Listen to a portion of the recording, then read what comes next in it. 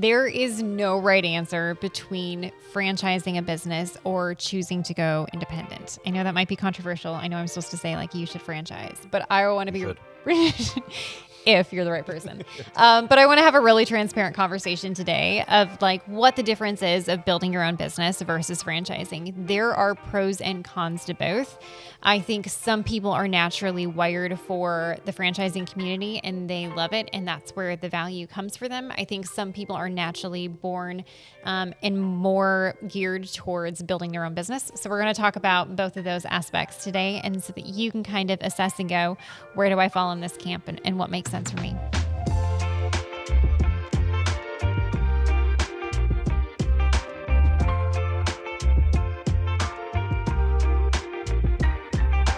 Thanks for joining us today. I am Alisa Sparks. I am here with Mr. Allen Sparks. What's up? And we are excited to talk to you today. Welcome to In Good Space. Let's have a day. So what we really want to deep dive into today are the differences between choosing to buy into a franchise system or a pre-existing business model, right? Mm-hmm. Or building your own. Sure. I think this is a fun topic because I get to see both sides of the coin. I started without a business and built the entire system. And I know what that journey was like, the good, the bad, the ugly, right? But we're also here on the franchise side and get to see what their experience is like. Also, good, bad, ugly, right? So today we're going to deep dive into some of those key topics. Let's do it. Let's start with setup. So I think setup is often that like underlooked element of building and starting a business. It's not just in our world of staging, like the inventory you need, the warehouse you need. Right. But even on the warehouse side, it's how do you set up your warehouse in a streamlined way that is going to make sense and be the most efficient. I reorganized my warehouse and reset up my pallet racking 3 or 4 times before I finally realized like this is the way that makes sense. And every time we did it, it cost us a ton of money and labor. But the other setup piece that I think is important to highlight is there is so much involved in like building and setting up your business. You have to set up your LLC with your state, right? You have to also build a website. You have to optimize your SEO so that people can find you on your website and figure out what the heck SEO is and how to use it in your business. You need to set up and build email addresses. You need to be thinking about all of these little nuanced details, business cards and the design of the business cards, all of these silly setup details that you're like, cool, I'll just start a business. And then you pause and you're like, oh my gosh, it's so much work to just establish and exist. I'll share with you an embarrassing story. I don't know if I've even told you this, that happened when I started Linden Creek. So I built my own website. I thought that was super fun. And then this company reached out and they're like, we're going to help you with your SEO stuff. We only cost, $1,000 a month, which was a steal of a deal in the SEO world. That should have been my first red flag. Yeah. And they're like, we're only $1,000 a month. We'll get you everywhere so people will recognize and see the Linden Creek name and brand. And I was like, oh, fantastic. I don't know what I'm doing. I don't even know what SEO stands for. So let's roll with this. You're going to help people find me. Let's do this. So I started partnering and contracting with a company. I had reviewed their references and their, work and everything looked good. And they said, okay, send me a bunch of images, send me, your marketing and your logo. And so I sent them everything, super excited. And then they started posting these YouTube videos that were like, rolls of pictures of things that I had done with like weird copy and text and words and like really bizarre music behind it and like everywhere. I mean, it was like every day, 7 new random YouTube videos of like carousels of pictures were showing up. And I called them and I was like, what is this? And they're like, this is SEO. We're putting you everywhere. And I was like, this is not my brand. This is not a reflection of who I am. This is not a reflection of like how I want to be presented in front of the world. Like we have to pause and stop. And they're like, no, we build this so that you're out there everywhere. And this is how it's done. And after a whole lot of back and forth, I had to fire them. So thousands of dollars into this lovely process, months into this process, came back to the place of having absolutely nothing done for my business, needing to learn and understand the SEO game. And if you want to really do a Google search and dig deep, some of those YouTube videos are still out there to this day, and I cannot for the life of me figure out how to remove them. Like I have reached out to YouTube, but because I didn't own the accounts because they helped me set them up, I have zero access to them. And so there are very embarrassing like Linden Creek 101 mistakes out there for the world to see forever. But these are the little mistakes that you make when you build your business outside of even like, how do I fulfill a client's need, that happen, that are expensive, that are just tuition for learning. Is that bad? No, but there is a tuition tax for everything new that you are about to build that you just don't happen to know yet. I really don't have anything to offer that, except for the internet does not die. So those videos are still there. I've seen them. They're not good. You're in a better place. We are in a better place today. That's correct. That's correct. Love design, but think like a business owner? If you're ready to leave your 9-to-5 and want to do something that's buildable and scalable, check out linden-creek.com/franchise and see if Linden Creek is the right fit for you. Let's talk about creative control. Is it really that different? Here's something that I find to be so interesting about that is when you are a franchise owner and you're buying into a model, you're like, okay, I have to play within these guidelines, right? So like, I don't have full autonomy on what I want my creatives to look like, where I want them to be, because they have to be within brand standards. And that's true. But I think what people oftentimes forget is like, if you are a business owner that is building a team, like if you are a solopreneur, go do your thing. But if you are a business owner that is building a team, one day you are going to give up your creative control to your lead designer.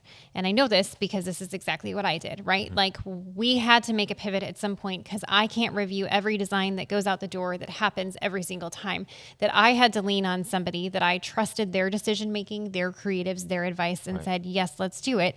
And my creative control went to that lead designer. And that has always been the case and is the case when you are independent. It becomes really challenging to say, like, I'm going to build other client relationships and review every single design before it goes out the door to make sure it's within brand standards and consistent. And so I think there's some safety almost in saying, hey, as a brand, here's what our brand guidelines are. As creatives, these are what our creative guidelines and parameters are, so that you don't have to worry about having a lead designer that maybe pivots out one day into their own little ventures, and then you go, great, now I bring in somebody new, but now my visuals look a little bit different, right? They design their mood boards a little bit different. They create spaces that have a slightly different aesthetic. One was more modern, now we're more transitional, right? Like all of these elements play in that when you have something that is larger, like a franchise, you have a more consistent and collected look and feel because those brand guidelines are truly there. Talk about the inventory that makes up those designs, right? And the cost of acquisition and all that kind of stuff. So I think one thing people don't understand is the unique journey that it takes to build relationships with furniture vendors if you're going to go wholesale. I remember when I first started, I went to High Point, and it's this really cool design market, and you walk into these showrooms and all of the sales reps are there for each brand, and you talk to them about what your needs are, and they're like, hey, you have to spend this much money. Here's what the cost of everything is, and it's really overwhelming. Everybody has different shipping rates. Everybody has different policies on minimum buys, and so you're like trying to do math, but everybody plays the game a little different and figure it out. And then I came home and I was like, okay, here are the ones that I want to work with. I'm so excited. And so I'd like reach out to them and I'm like, I want to work with you. And do you know that it's like crickets? Like to get somebody's time and attention and to get in front of them and have them say, yes, I want to work with you too, and I'm excited, is really hard to do. Is that because you're so little and so new? It's because I was little. I was a peon, a brand new business. It didn't necessarily have the volume yet to support it. And so no one gave me the time of day. Mm-hmm. And so it's a lot of like standing there yelling and going, hey, here I am. Hey, here I am. Like, I'd love to work with you. Please work with me. Until somebody says, okay, great, let's go ahead and build this relationship. And then you learn tricky things, you know. This vendor, we have issues with shipping, right? This vendor puts out this really good product, but this one turns out is not. So you learn a lot about who to buy from, what to buy, where to buy, all of those things that, again, are costly mistakes in the process. Mm-hmm. Now, fast forward to today, a totally different scenario. Our vendors come and show up at our office and bring us goodies on the regular, and they're like, please keep working with us. Correct. We really value you. And so the conversation changes. So when you buy into a franchise, you're buying into these existing relationships. You get a different level of customer support from these vendors. You have the opportunity to know which products to buy, which challenges you might encounter with different ones, so that you can buy smarter and not waste your money where it shouldn't go. I think you're making the argument for a franchise. I don't making the argument. I don't mean to be, but you know, there is something to that. There's also a massive buying power piece of it. 100%. The price that we can get a lot of our furniture for is different than if you are starting out on day one. Can you get there? 100%, but you're just going to pay to get there until that day comes. That's correct. I think the most underrated factor on the table that is a really big differentiator is support. I want you to talk on this one. Yeah, man. So like think back to your journey as, you know, a new entrepreneur and starting your own business. Like that's a lonely island in a lot of ways, right? Mm-hmm. I mean, you can lean on people for business tactics and so forth, but really, if you're getting into that creative space, it's difficult to lean on somebody, So I think support is essential.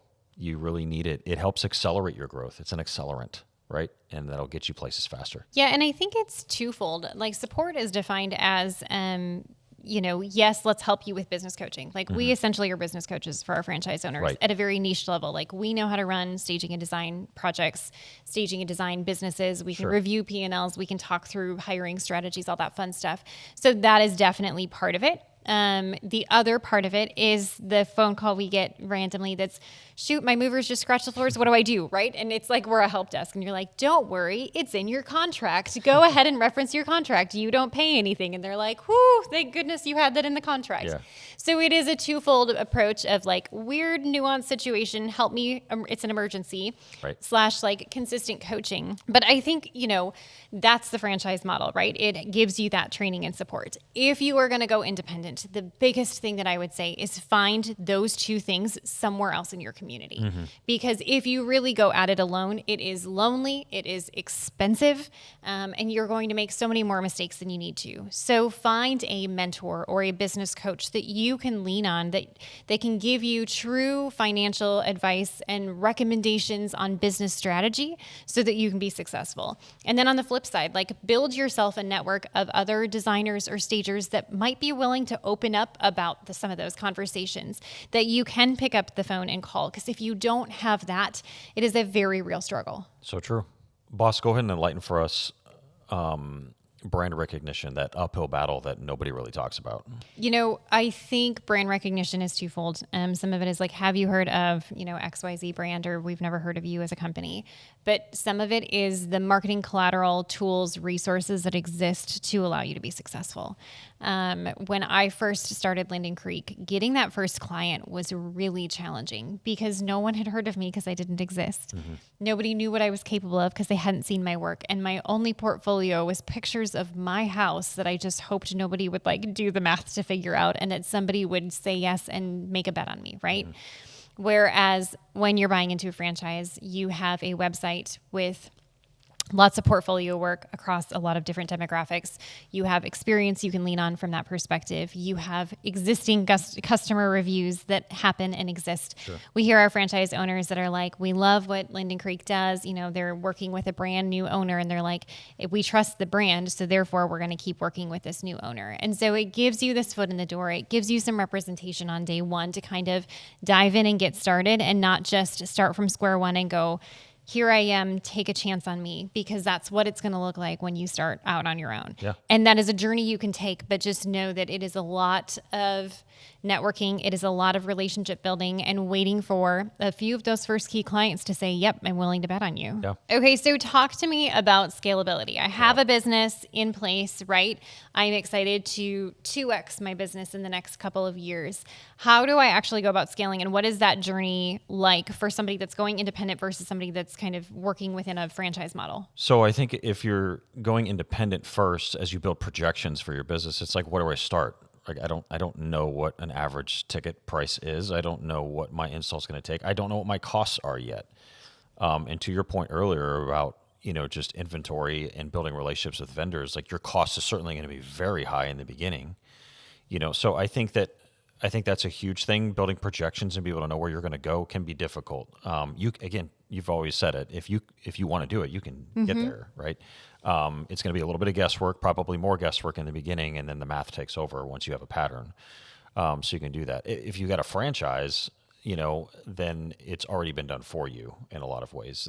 Somebody has already blazed that trail. There's already metrics that you can fall on. There's already some certainties. Buying power is a huge thing because now your costs are fixed, at a specific rate. So that certainly helps there from scaling. But you can do both. One route is certainly easier. I think the other big one is like systems. I think sometimes as business owners, we overlook the importance of systems. Like, how does something get done? What happens when you scale? Who is the next hire? What does your team look like? What does their org chart look like? What are each of their roles and responsibilities? What are their KPIs? How do I know that they're being successful? How do I onboard them? What does their first 30 days and 60 days and 90 days look like? Like all of these details where it's like you have two choices. You figure it all out and you build it. And you maybe try something and you're like, oh, that was not quite it. And you tweak it and you're like, getting closer, and you tweak 3 more times and you nail it. Or you go, okay, give me the playbook. Let's just execute and go. Absolutely. So, I think transparently, like this conversation, we look at it and because we've just watched it so many times and we know how much faster our franchise owners are getting to different levels of revenue and growth than what we see in like the typical market in our industry. And so we're like, oh gosh, franchising. But what I do want to pause and say is this: if you are on the fence of like, do I franchise or do I make a decision of doing this independent? Here is the biggest difference for me. If you are one that loves to innovate, that like wants to build and think through and create and like problem solve and is not afraid to invest the money in the mistakes that you're going to make, then going independent can work. And you're going to probably get there a little bit slower than maybe you would if you had a system and a playbook in place, but you will at some point in time get there with your blood, sweat, and tears, right? If you are like, cool, somebody else has figured this out already, and I just give me the playbook so that I can get there and execute. I don't need to be the one to reinvent the wheel. And you are really excited about community and support, then I think franchising is something that makes a ton of sense. Again, there's not a right or wrong in this. I think it just comes down to like, what do you personally value most as you're thinking about and building your business? What is your goal and your outcome in this? And then really trying to figure out how to align that with what the offerings are in front of you. Statistics help me make decisions, right? Like proven like metrics. And it's not magic. It's math. That's correct. And one of my favorite stats we learned at the IFA convention this last year is that franchisees as a general rule in the United States are 40% more profitable than independently owned businesses. And I think you just outlined why. It's because of all that time that is spent recovering from mistakes, figuring it out on your own. Again, it can certainly be done, right? But when there's a playbook that is presented to you, it certainly gives you an advantage. Yeah. And I think, I took the independent route, obviously. You did. I built my business, but I reflect back on, the 8 years I've done this, and I'm like, the number of expensive mistakes that I made. Yeah. And still to this day, like we are inventing our business when it comes to, what we're doing today in manufacturing art and some of these fun, exciting things. And we make mistakes, or my team makes a mistake and they're like, I'm so sorry I spent your money. And I'm like, we didn't know until we tried. Right. That's right. And so like there is a tuition in that. It's an exciting journey too, but they are two different things, right? And so knowing and understanding which one is going to be a better fit for you and where you're going, that's what the key is. All right. So in summary, let's leave you with 2 points. Number one, the right path determines how you're wired. Right? There's some certain romance to starting your own thing and doing all that, and that's fine. Like it's a beautiful thing, but romance doesn't pay the bills, right? It's particularly in the first year when cash is really tight. So just weigh that as you decide, is franchising right for me, or do I want to be an independent business owner? And then I think the second key to really think about is whatever decision you make, commit to it and commit to it fully. So if you decide I want to go independent, you don't get to be frustrated later on that the support's not there, right? Like you have to go all in and go, I know that I'm going to like blaze a trail. I'm going to build this. It's going to be gritty, but like I'm here for it and fully embrace that. But on the flip side, if you decide to franchise, that also means like you're leaning on the support, you're leaning on the systems. So you can't get frustrated when, you feel like there's this framework and you wish that it pivoted ever so slightly. And so really understanding that there are truly pros and cons to each, but fully embracing whatever path you go on, that's the thing that's going to lead to success. If you're sitting with this decision right now and trying to figure out which path is best for you, what I want to say is this: independent development and growth in a business is a good thing, and it is beautiful. Doing a franchise opportunity and buying into a model is a good thing, and it is beautiful. But choosing to do so wholeheartedly is really where the success comes from. With that being said, if this was valuable to you, if you feel like it was a conversation you needed to hear, subscribe. We want to have more conversations like this. And until next time we get to connect, thanks for spending time with us. This was In Good Space.